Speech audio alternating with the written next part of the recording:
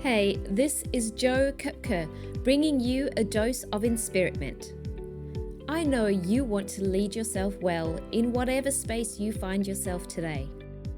These super short episodes are designed to bring you that inspiration, encouragement, and challenge to think a bit deeper.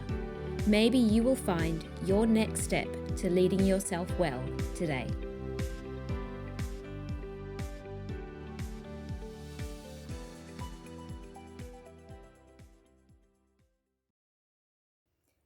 Have you ever come across a phrase that seems to crystallize an abstract swirl living in your mind? A few weeks ago, I came across the phrase festina lente in an article by Christopher Perrin that Tish Oxenrider shared. It's an ancient concept, originally in Greek, then translated to Latin, that has taken on many forms over the centuries. The translation is make haste slowly. The paradox of this concept appeals to me because I frequently feel like an embodied contradiction. I'm an introverted leader, conflict averse with this fierce drive to combat injustice, and drawn to quiet, slow living with a deep need to be productive and goal-oriented. Now, over the years, I've become more comfortable sitting in the tension of opposing forces.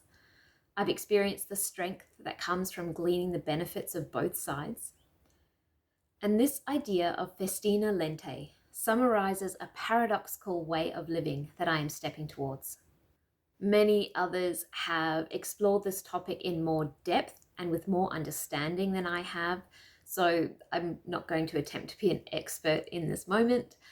I simply share what it means to me right now.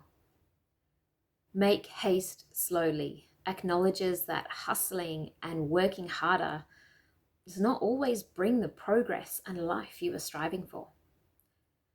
Instead, we need to do smaller steps well and in the proper order. It's the build-up of these small steps and habits, along with consistency and space, that carries us further. The pace is slow and measured. It was on this idea that the Roman army actually based their training and strategy, with preparation and constant practice at the core.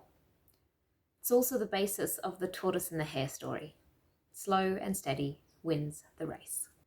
If you have been around my musings for any length of time, you likely see why this phrase captured my attention. My soul craves a slow rhythm of life. I still work hard, but I try to be more intentional about where that effort is going, so it actually makes a difference in my momentum.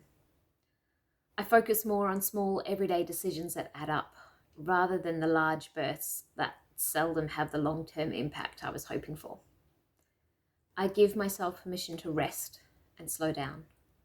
At least I do more often than I used to. Work in progress.